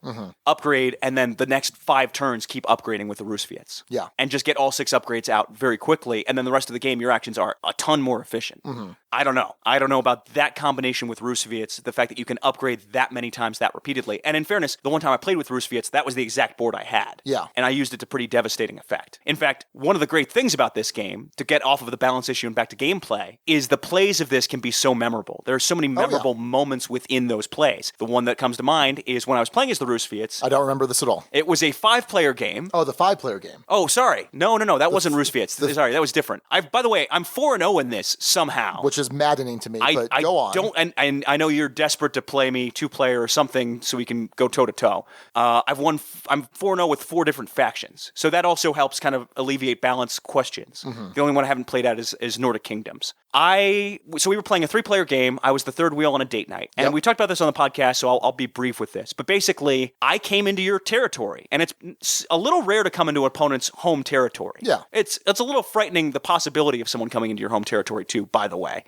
You had stockpiled a bunch of resources with your stuff. I came in, I ran your guys off, and I drank your milkshake. Yes. I drank it up. I not only grabbed all that stuff, but then I took all the metal and went to a village and then teleported back to the factory using my faction ability. You had your mech ability. Yeah, my mech ability. Even doing that to you that game, which is absolutely devastating. It was pretty devastating. Just wrecked you. Yeah. The scores were actually not that far off from what you would expect. Because I was in good shape. I was hamstrung the rest of the game. I mean, it took me to kind of a while to build back up. I would have had you not done that, I probably would have had a pretty strong showing. I think so. Yeah. And I think you did have a reasonably strong showing, even given the circumstances. I think I had a good shot at winning. Right. Had you not done that. Right. And that was one where I had to be careful about when I ended the game because of concerns of where I was going to be in that context. The other thing that came up as part of that, and I'm getting to a point here, but basically in my most recent play, I had Polania. My character had crossed through a mine to the other side. Max came over and knocked him back to my home base. Mm-hmm. Devastating. I don't have the ability to spam like the Rusviets do and continue to move. And meanwhile, he's just going to go around collecting all the encounter stuff. Not good at all. And yet, despite that, you're able to bounce back. Despite that, I'm able to bounce back. This is a game where losing a combat or getting knocked off of a position on the board may look devastating at the time, isn't always as devastating as you think it is. Sure. And I like that about this game, that it isn't super punishing, that it doesn't grind players into a mush. Now, obviously, if you have some experience with this and you're playing with a bunch of new players, you're probably going to wreck them. Probably going to wreck them. This isn't a game like Zolkin where it's a guaranteed wrecking. Like, you play me in Zolkin right now, Sean. Oh, man, let's do it. It's going to be a slaughter. Oh, it's going to be great. I don't think that would necessarily be the case with this, but I have seen games where the outcome is pretty clear who's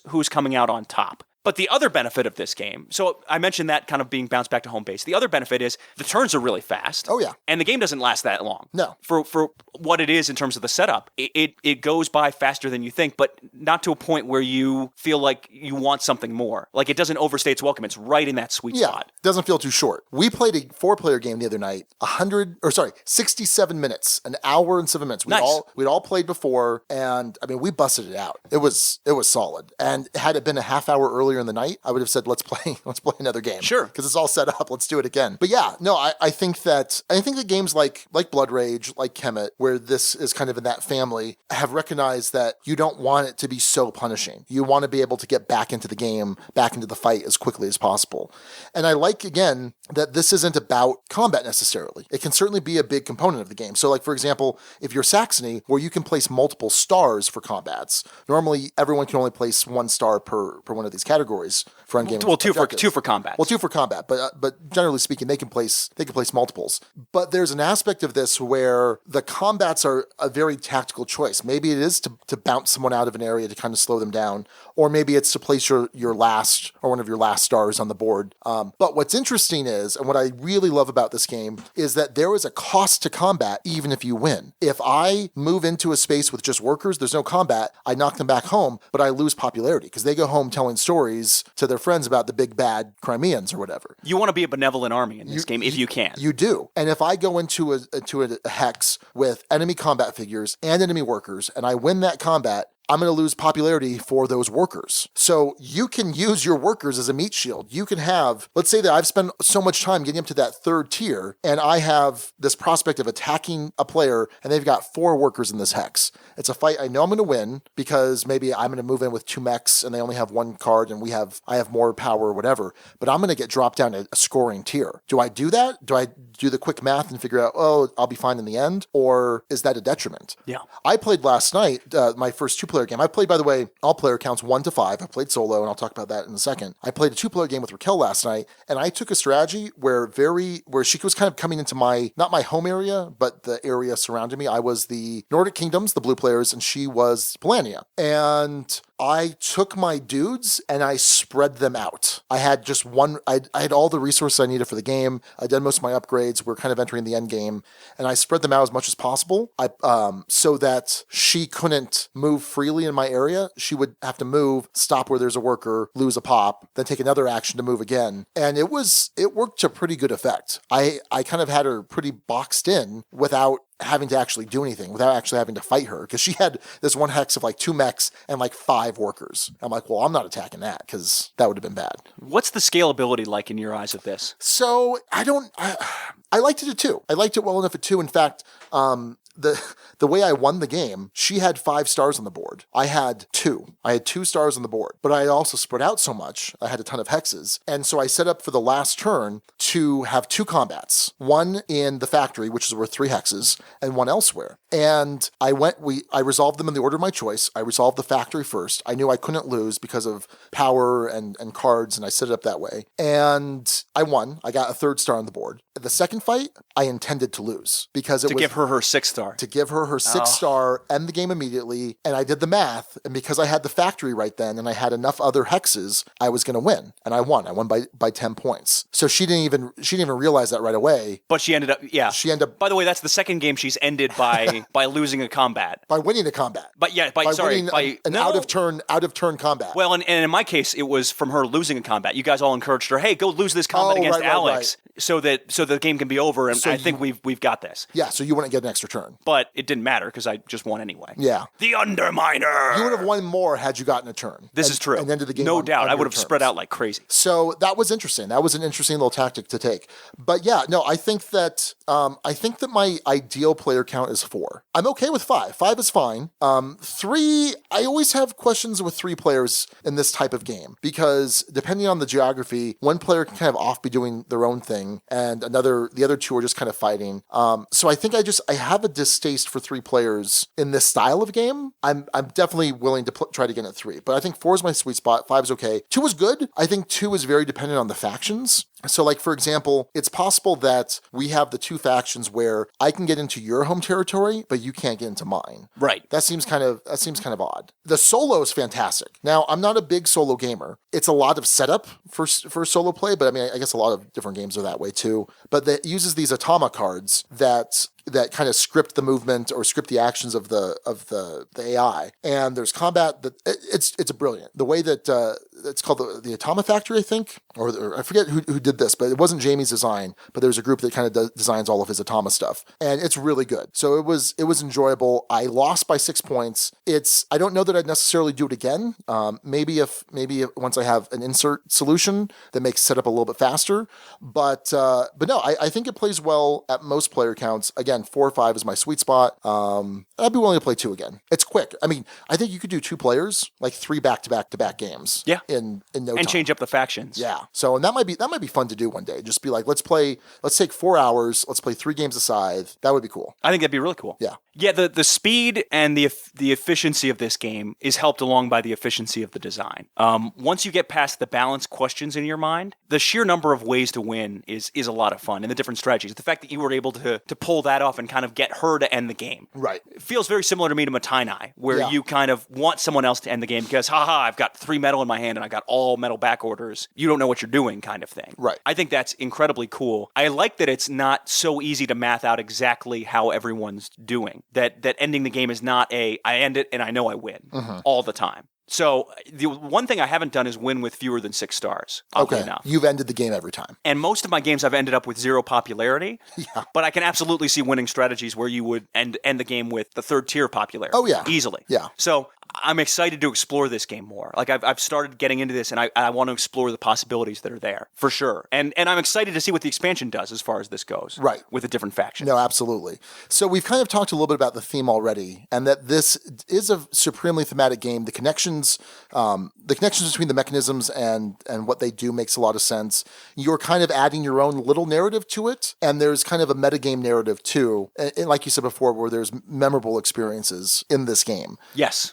So I think it's really thematic. I think this is just a fantastic blend of Euro and Ameritrash, and it's a great experience. I mean, I can recall right now all 8 of my games, and I can pick out something from each of them. Yeah. That's memorable. Which is cool because you can't say that about every game. Right. Every game you play. I mean, there's a lot of them that it sort of blends into the background. I mean, there's certain games that I just totally forget altogether. Sure. So I appreciate that. I appreciate that you get a lot of stories out of this game. That the play experience matches up with something cool or interesting happening out in the world. And it's helped, by the way, the fact that there are multiple paths to victory. Having that achievement sheet helps kind of cement a lot of that. Sure. A lot of fun. And yeah, it works well. It's a supremely thematic game, in my mind. The options that you get on the cards with the art are so funny sometimes. Oh, yeah. And make sense. And I don't know where I'm going with this, other than I think it's a really innovative, cool theme. Right. That's done really well. The only thing that strikes me as a slight thematic break, and it's not even really really that, but I'm just going to mention it. This idea, and it's done for rules purposes, that when you recruit, have a recruit ability on the bottom, the players to your left and right, but only your left and right would give you that benefit.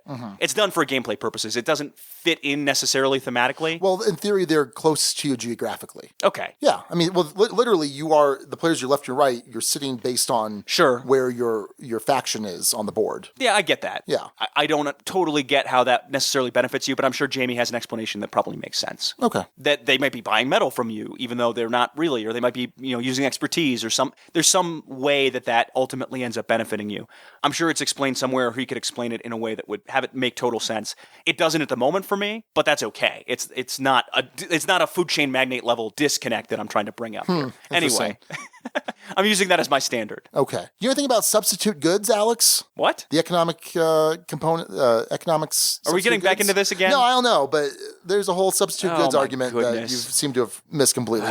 Hey, what does the guild have to say about Scythe? A lot, and not as universally happy about this one as we are necessarily. Okay. But a lot of people really did enjoy this one. So John Giblin says, I'm more of a Euro player at this point, but I did play some Warhammer 40K back in college, so I do enjoy the occasional hybrid. And I think this strikes the perfect balance for my tastes. I didn't back the game, but after it started to be delivered and I found out that it was more of an engine builder is when I became really interested in it. Scott Sexton says, it's a good game with a gorgeous coat of paint and chrome. It's a Cold War pushing match with only brief moments of real conflict. The choices are more stressful than they are interesting. Instead of worrying about feeding my people, I have to worry about being inefficient with my turn or that some jerk is going to steal my resources or territory.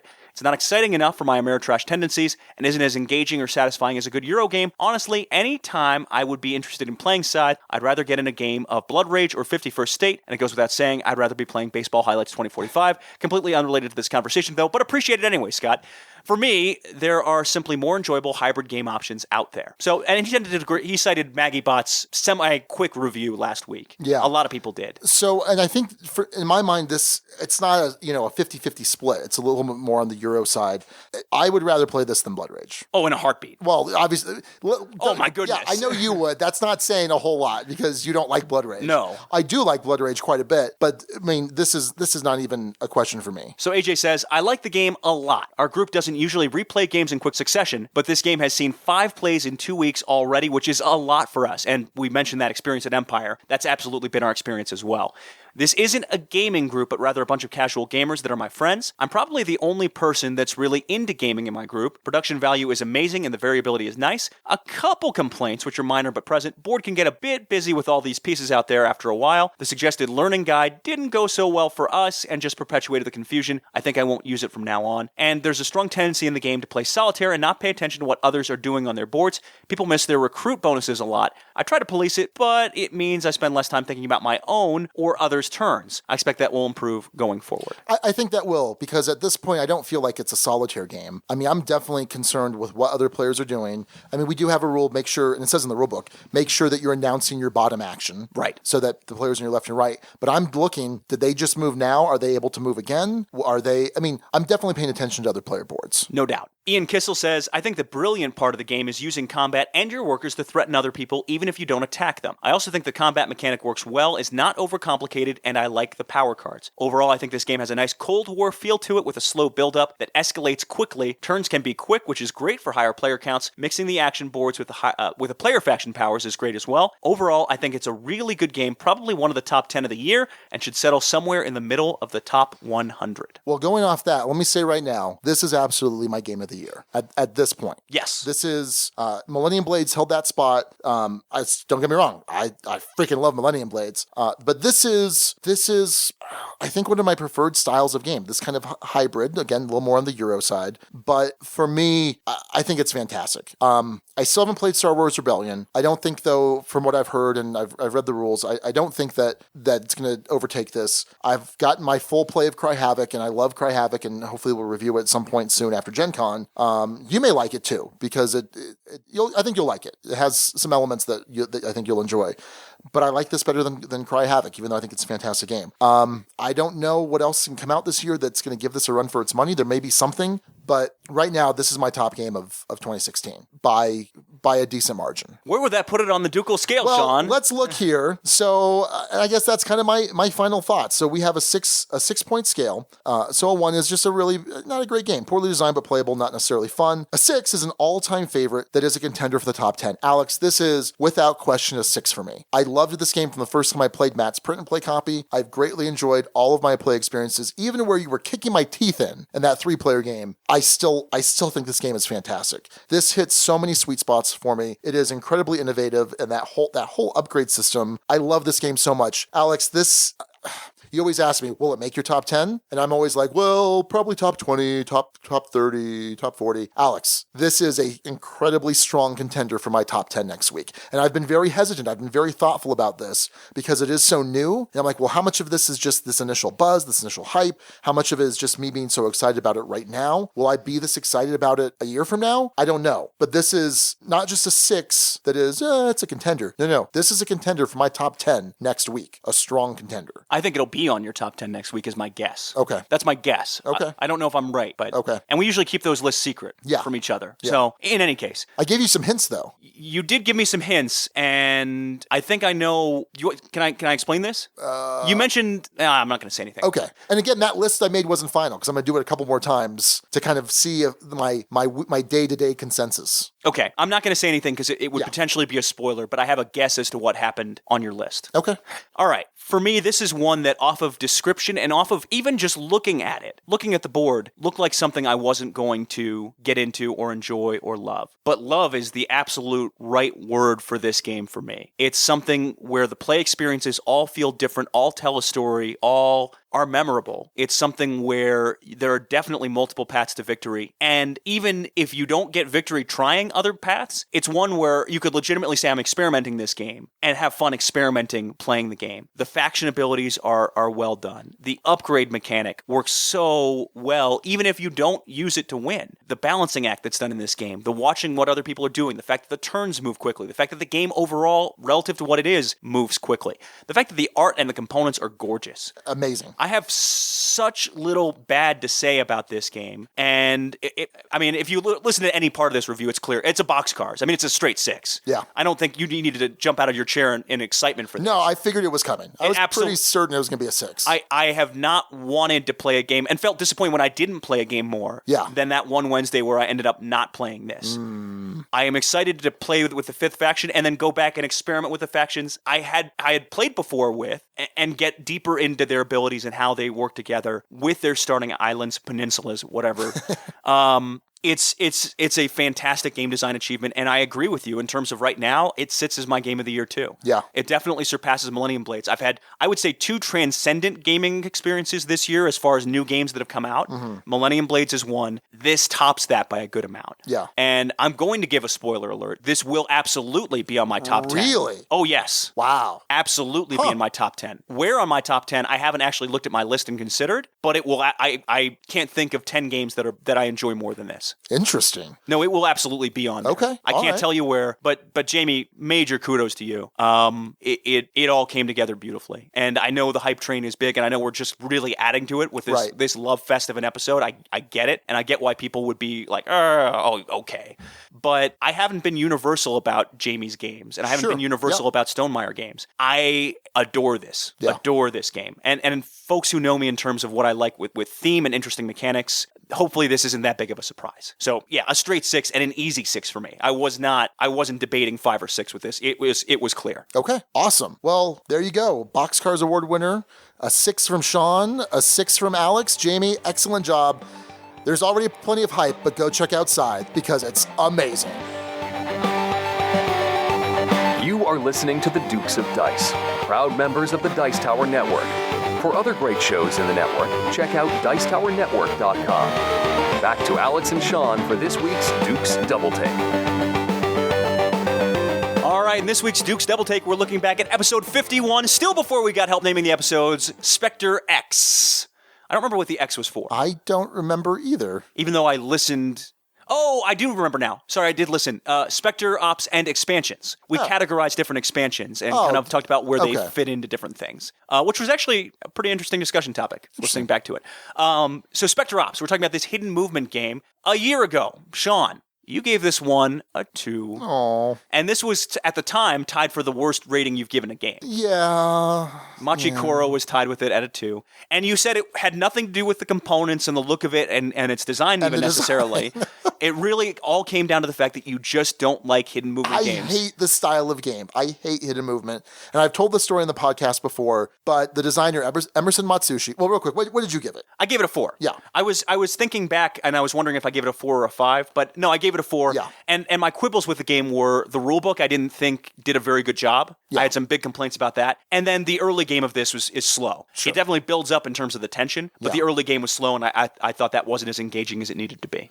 So I remember, because I listened back to this after I met Emerson. So Emerson Matsushi is the designer of this, and I met him at BGG Con at the Dice Tower live show. I sat at the same table as him, and he introduced himself to me, and he's like, "Hey, I listened to your review," and I was like, my heart dropped. I was like, "Oh boy." And he's like, and I really appreciate that it's just not your style of game. I really appreciate that you kind of gave it a fair review. I totally get where you're coming from. And I like the things that you did have to say about it. Because what I said was, again, I went back and listened to this afterwards. Because of course, I'm like, oh, what did I say? Like, how mean was I? And I feel like I was fairly level in the sense of, this is not my style of game. If you like the style of game, if you like Fury of Dracula, if you like Scotland Yard or Letters from Whitechapel, I think that this is probably the one that does it best. But I don't like it, and I don't want to play this again, and I feel bad because it's not the game design fault, it's the genre's fault, and it's just not my style of genre. And so I still feel bad. He was very nice, he was very gracious, and I appreciate that because, I mean, so rarely have I trashed a game where I felt so bad about it. Like, I don't like Machikoro, I don't feel bad about that, because I don't feel bad about Praetor, for the record. Yeah. If you like Machikoro, that's cool. I don't like it. But I do see that there is incredible value in this game in terms of if you like this style of game. At the end of the day, I still don't want to play this again, and I say that about all sorts of hidden movement games. So sorry, Emerson, it's going to stay at a 2, but all those things I said before remain. I mean, if you like the style of game, check out Specter Ops. Fantastic components, fantastic minis. The mechanics are solid for this. Well, they're solid. For this type of game, they're solid. And I just feel bad. I am very excited for his new game coming out. Caravan, is that what it's called? And there's actually it's a Euro game, and there's 2 different skins of it. One is kind of a sci-fi, or is it fantasy? And the other one's more of a traditional Euro. But anyway, so yeah, sorry. I feel bad. So for me, this is a game where I remember the play experiences pretty vividly. Yeah. Remember being a hunter. I remember the sniffing action very vividly. I remember using that one hidden item at the right time to dodge you and Jillian when you were hunting me. Mm-hmm. And I remember the tension and the feel of that. And it's very palpable. And I like when a game can evoke that. Yeah. I've certainly thought about bringing it out to play since then. And if anyone wants to try a hidden movement, or I see someone breaking out Scotland Yard, I'll say, hey, let's try this one instead. You might like it more. And I've seen it played at Empire a couple of times in the time since. Oh, quite a bit. The thought of wanting to play it and having that keeps it at a 4. Solid 4. And this is the quintessential, for me, hidden movement game. Yeah. I don't know if I'd like Fury of Dracula. I know you like it a lot. No. I don't like it a lot. It adds on so much chrome that kind of takes it out of hidden movement and into kind of like an eldritch horror feel. I'm still not that crazy about it, but I don't know. And what I would say is this. I think that it's much more likely that you would have taken it out had I not been around. Since we do happen to play so much together on Wednesday nights, you're probably not going to say, hey, let's play Specter Ops because Correct. So that probably has hurt you getting it back to the table, I would think. Yeah, I would agree. But that doesn't change the feelings I have about the game. I still think it does so many things incredibly well in this genre. So if you like hidden movement games, you liked Scotland Yard, you liked the Mr. Jack series, this is one worthy of your time and worthy of checking out. All right, so that's our Dukes Double Take of Specter Ops. Stays at a 2 for Sean, a very reluctant 2, and a 4 for me. Very sad 2.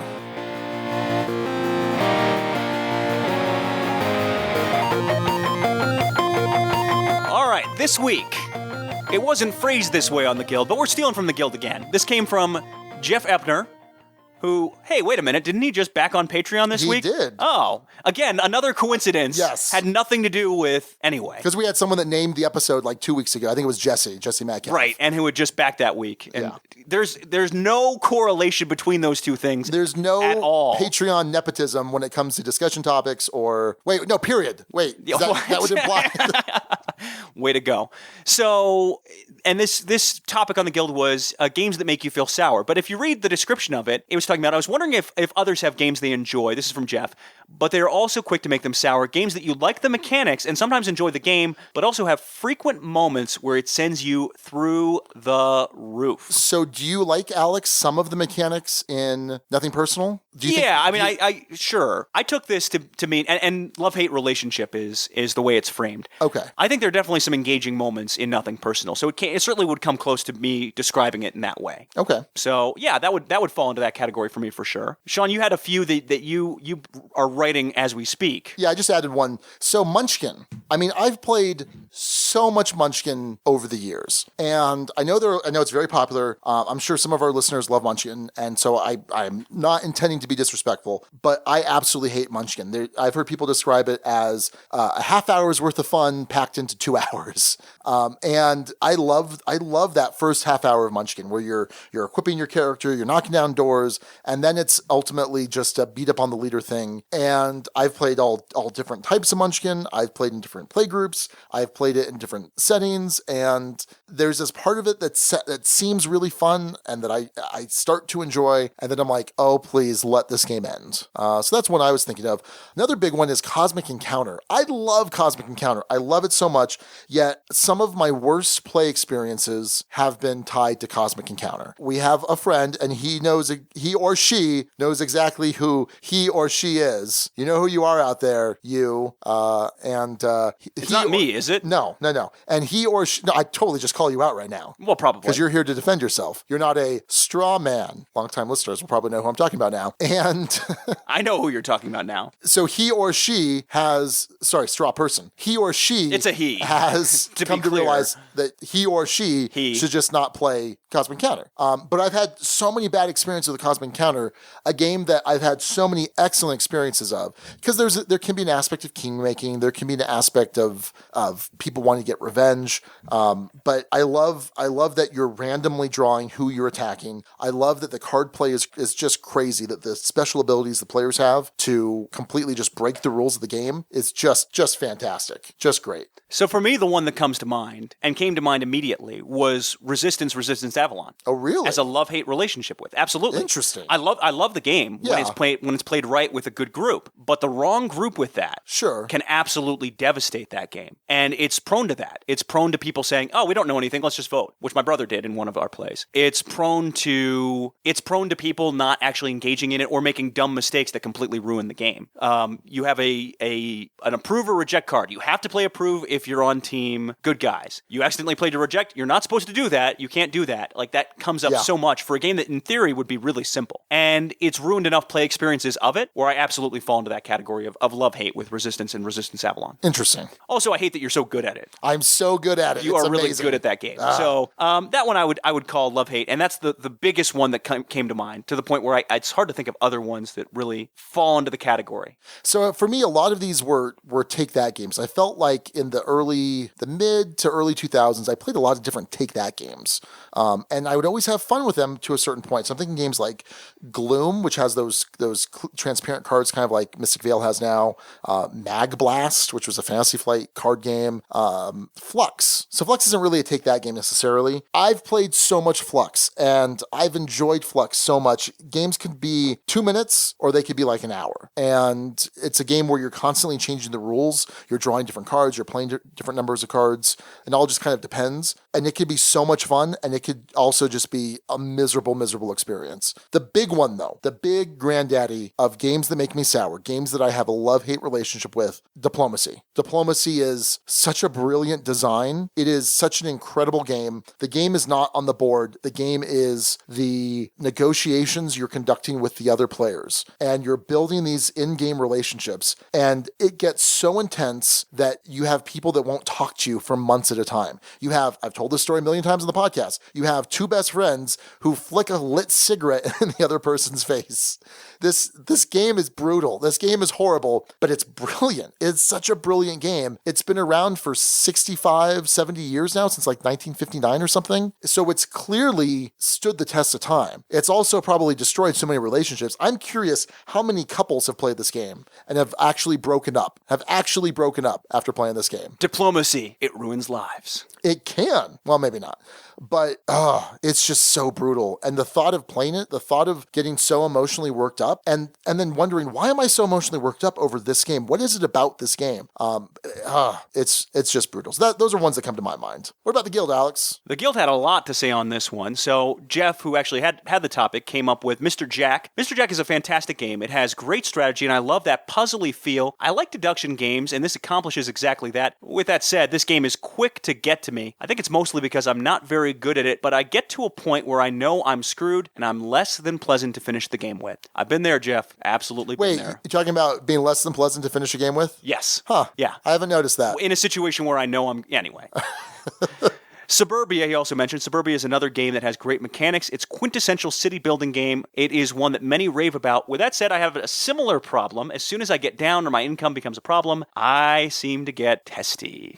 Jimmy says, Ticket to Ride was one of the earliest games I played with my friends when I was getting into the hobby. The first game of Ticket to Ride, 5-player game. When players would get blocked from completing a route, I saw a side of my friends I'd never seen before. Interesting. They knew it was a game, but they were visibly upset. They do that whispery, angry voice you do when you're trying to keep it all in, but just can't. At the end of the game, with bated breath, I asked them what they thought of Ticket to Ride. Enthusiastically, they replied, "We loved it. I can't wait to play it again."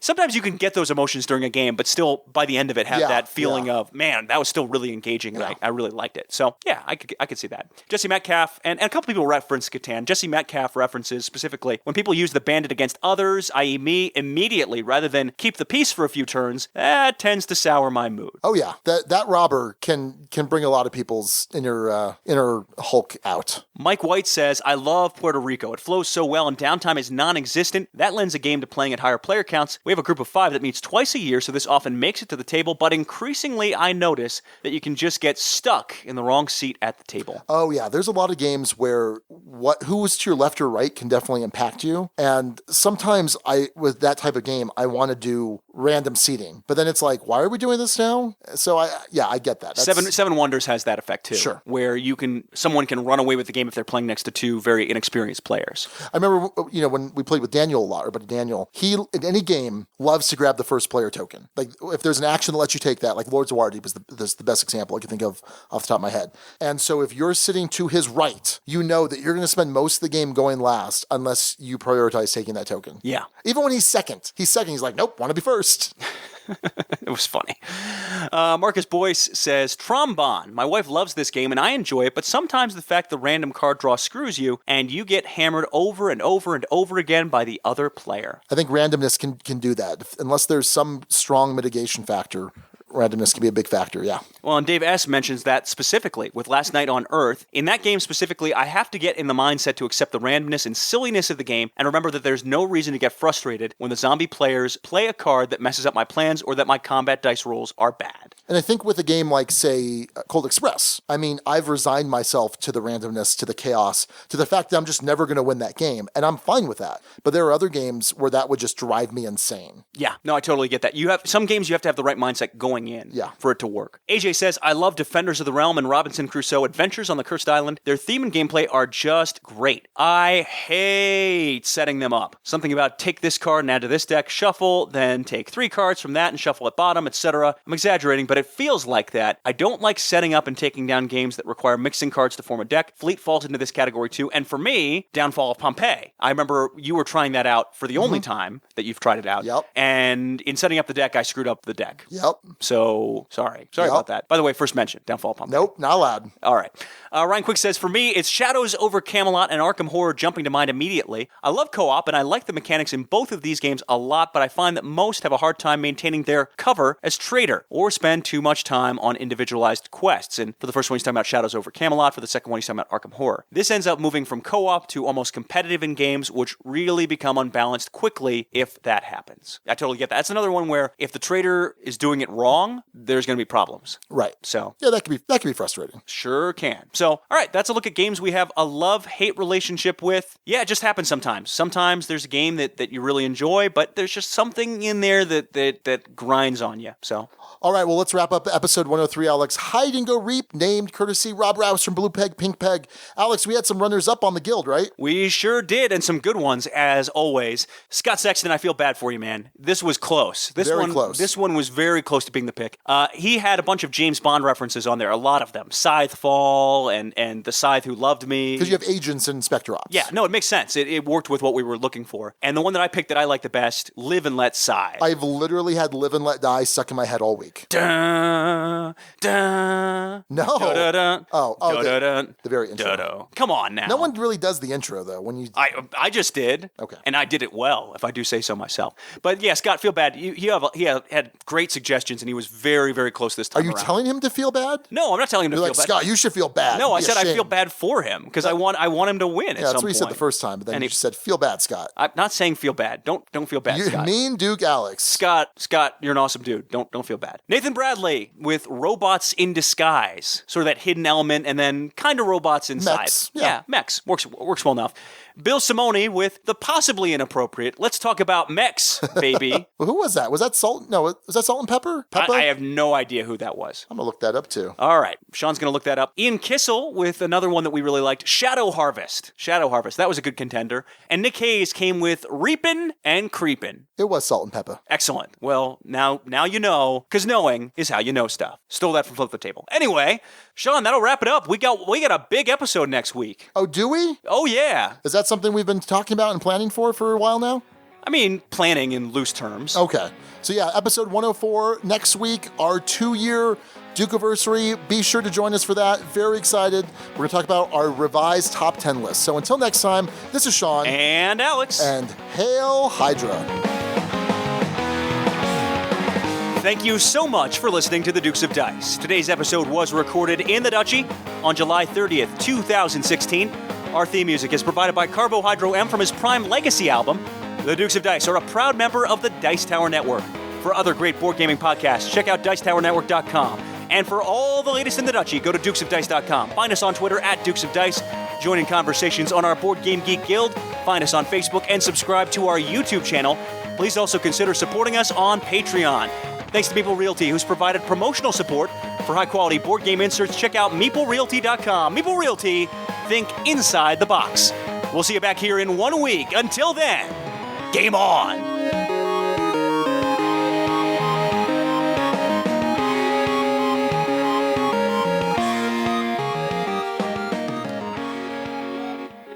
All right, Box of Rocks sequel. Here we go. She's shaking it. Are you? I'm asking you questions now. Oh, are you? Yeah, we've already established I'm not dumber than a box of rocks. No, I was trying to prove you were dumber than a box of rocks, and it's backfired completely. Alex, the number of times Wile E. Coyote caught the Roadrunner. I'm going to go with 1. I think it happened at least once. The box of rocks says 2. Okay. The answer is 1. Yes! Point for Alex. Way to go, human. All right. Alex, the number of loops on Disney World's... Oh, you might know this. I'm going to totally know. You should pick something else. Okay. The number of bullseyes a dart player is required to score in a game of 301. I think it's a trick question. I think it's 0. 0 is my answer. The box says 2. And the answer is 0. Woo! Oh, boy. Oh, I'm not just beating the box. I'm blowing them out. All right. How about... the number of children George and Martha Washington had together. I think this is a trick question, too. You never hear about George Washington's kid. Maybe he was a total screw-up. I don't know. It could be. I'm going to say 0 again. I'm going to go with 0. The box says 0. Okay. The answer is 0. Martha Washington had 4 children from her first marriage, but did not have any with George. Rock gets on the board, but Alex, you're the big winner. You're not dumber than a box of rocks. And I'm smarter than you by comparison, right? Because the rocks got 2 and you're... Anyway, that's not how it works. Hooray! Box of rocks. Question mark.